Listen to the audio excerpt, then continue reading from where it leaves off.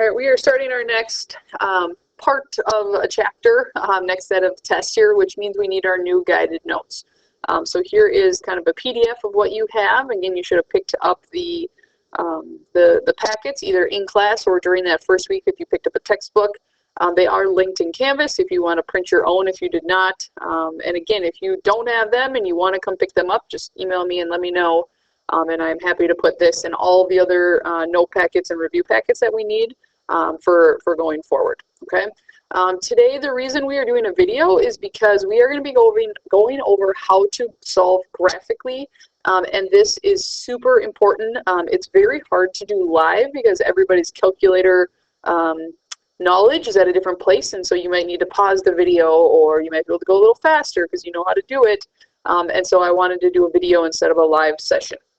Okay, your note packet starts with the directions on how to do this. And so I'm going to walk you through these two methods. You do absolutely have to know how to do both methods. Your homework's going to ask you to do them both ways. There are just situations going forward with different examples that we'll have where you're going to have to find zeros or find intersections as method 2 on there. And so you can see printed on this page is exactly what we're going to do. Here's like our steps, our equation. Here's, you know, what it will look like. Here are the buttons that you push on your calculator. But I'm going to walk you through this as well, and then kind of that picture and everything. Okay.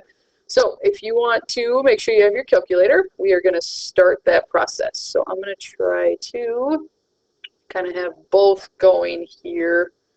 Whoops. There we go. Okay, so here's my calculator.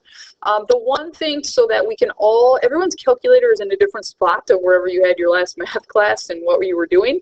So we're going to start by getting everybody's calculator back in the same format. So if you would hit the second button, and then down here the plus key says memory.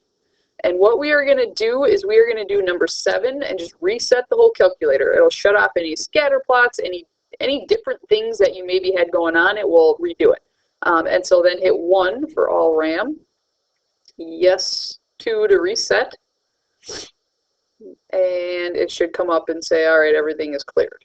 Okay. Now, if you had programs on, obviously it's going to erase that.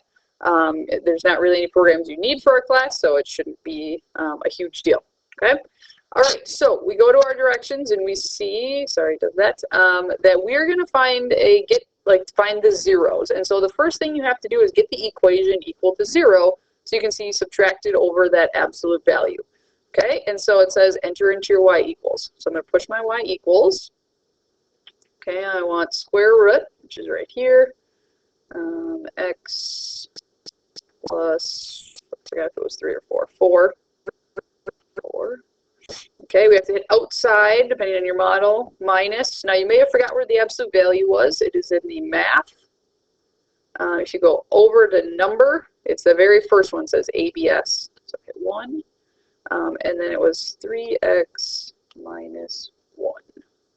Enter. I'm just going to make sure that was right. Yep, 3x minus 1. Okay, so they look the same.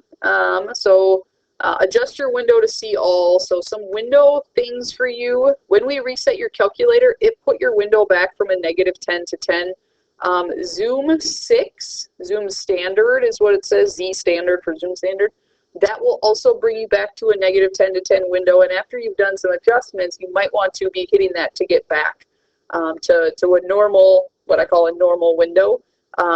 Many people come to me and they love Zoom Fit. What is that? AB something. That is not going to be helpful. It's 0. You want to forget to Zoom Fit.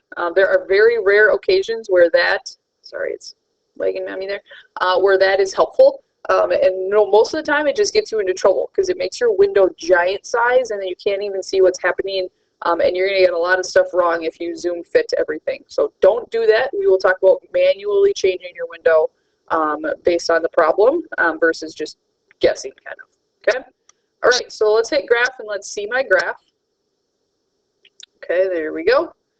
All right. So I'm going to go back to my guided notes and you'll see, okay, so whoops, I got to slide down here. There we go. So you get that picture. Sorry. Technology here. Let's minimize that. There we go. Okay, so we get this picture. You can see, there's your solutions, but we need to find those. Okay, so here are the steps for your calculator. So this is the process I'm going to talk you through, so that you can get used to this and practice it. So as it says, you're going to go second trace, and because it says calculate, that's what we're trying to do, is calculate something. And we are trying to find the zeros, which in this case is number 2. So I hit 2. Now here's where students struggle, is they see like left bound question mark, and they don't think through what that actually means. So what that is asking you is the calculator is asking you to tell it how far left do you want me to look for a 0. Because this absolute value looking, this V shape, goes on forever. And the calculator cannot check to negative infinity and to infinity for X values. It can only look from like here to here. And so you have to tell it that. There are 2 ways to tell it that. So here's the first way, is you can see your 0 is right here. You're going to hit your left key until you are to the, like your X value is to the left of where this is. So I can see this is at like negative point something, 0.2. Well, I'm at, and we can go in further to show you this, so I'm at -1. Well, -1 as an X value is to the left of that value. You hit enter, and what shows up on some models of the calculator, some just put the arrow, some have the dotted line, is this calculator is saying this is far, far left. On the X-axis, I am going to look for a 0. Now it says right bound question mark. So it's asking you, how far right do you want me to look? And so I hit the right key, and then I can see I'm at, X equals 0.15. Well, that's to the left, or I'm sorry, that's to the right of this negative value. So I can hit enter. And so here's my right bound. And so your calculator on your X-axis is going to look from this left bound to this right bound to find the 0 that is contained in that section of X's. The guess does not matter. So you can try to move it, by it, but just hit enter, and it will move it right onto that point. You cannot try to trace close to it and hope you get the right answer, or you're kind of close. You have to get the exact value using that process that I just showed you, and have -3.1 is fine, but you need at least 2 decimals, you need 2 decimals, we'll just say it that way, and then be sure to round. So this thing should be -0.31. I know in your paper we put all the decimals just to make sure you could get that. Okay, now you can see you have another 0, so you have to repeat this process. Okay, so I look back at my directions and it says do second trace, and then number 2, enter. Oops, don't hit enter there. Second trace, just 2. Okay, so it asks you this left bound question again, and so you can't use that same left bound, because if you move this to the left and you're back here, it's just going to keep finding that same X over and over. And so we need to kind of go past that one, but still be to the left of this. Now your other option for how to do the left and the right bound are to manually type in, here's a number to the left, here's a number to the right, versus trying to hit the left and the right arrows back and forth. So I can see like 0 is, it's past this first 0 because it was a negative value, but it's not to there yet. So instead of hitting left and right, I can just type 0, enter, and that puts, now the dotted line is on the axis, but it puts that bound from 0 on the left. Now I can see when I look over here, I'm like, oh, 3.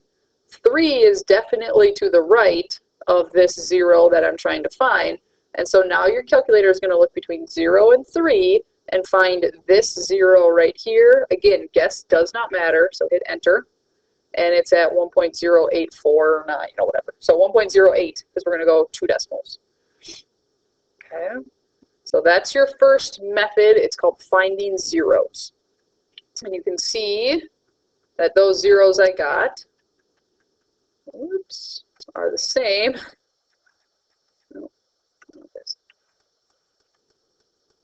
Okay, this is a struggle. Sorry, I'll just have to hit this a couple times. Are the same zeros that are right there. Okay. All right, it's not selected. There we go. All right, so let's go to our second method.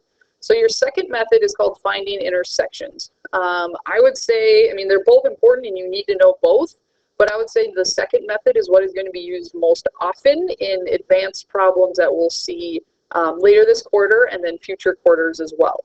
And so your difference is this start here of how you're doing this. Instead of getting everything to one side, you're going to graph each side as separate equations. So the square root of x plus 4 is y1, the absolute value is then y2, and we're going to see where those two things cross. And so I'll go to the calculator, but just to preview, your picture is going to look different. You're going to have two curves on it versus the one upside down V that you had in the last example. So I'm going to go to my calculator and let's walk through this. So I have to go back to my y equals. I'm just going to delete off the end here so that I don't have to delete. There we go. So y1 is the square root of x. y2 should be the absolute value. So again, that's math over to numbers. Number 1 is absolute value. And it was 3x minus 1. Enter. Okay. All right, so I've got everything in there. I go to my graph, and then here it looks just like the one that's on your paper in your guided notes for this. Now I have the color calculator, just kind of helps with modeling. You guys might not have that color calculator.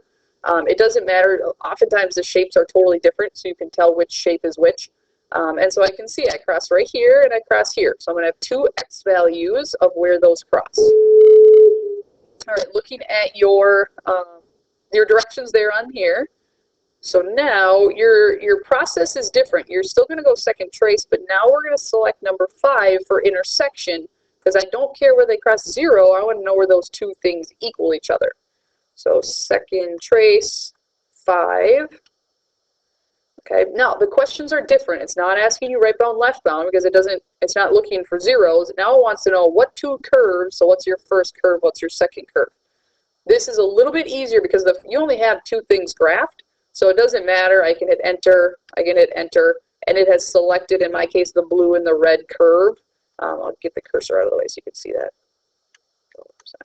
There we go. So they're kind of by each other, but the blue curve was selected first, the red curve was selected second. As long as you only have two things graphed, it has to select the two. So you can just hit enter, enter. The guess, it still doesn't matter, except it's going to find the closest intersection. So when I hit enter on guess, I'm going to find this one. It's not going to find this one yet. We'll have to repeat the process.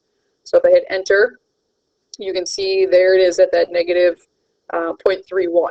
Okay, we're solving the same equation, same problem, just using different formats to get there. So my x value should be the same. The one thing to point out with intersection, the y value does not matter in any way, shape, or form. When you looked at the equation, it was, this function with x equals this function with x. There's no y in there. So your answer is still just x equals this value. So don't write the y, it doesn't matter. Okay. All right, we do want to find that second one, so I'm going to start the same process, second trace, 5, just to show you that it's doing two separate things. So here I'm on the blue curve, enter, it hops to the red curve, enter. Now this guess is important. So either I can hit the right key until I'm close to this value, or you can, again, manually type that in, and I'm like, okay, it's around 1, so my guess is 1, hit enter, and oh, it's 1.08. Just like the last problem. Okay, and so that finds you your second intersection. Lots of students like this version better because you don't have to do right bound, left bound, and try to make sure you have the right things. The only thing that you really have to move for is the guess, just to make sure you're closer to the one you want to find. So for example, if I would have left, let's go to 5. Like let's say I want to find the one back, and I'm like, oh, here I am. Well, it's going to keep finding this same intersection until I move my cursor back closer to this one. So you just have to be closer to the one you want to find. Okay. All right. If you have troubles with your calculator, reach out and let me know. This video, again, you can pause, you can rewatch. This process and the one before, I cannot stress how important those are and that you have to be able to do this going forward. So if you have issues with it, please reach out and let me know. Good luck.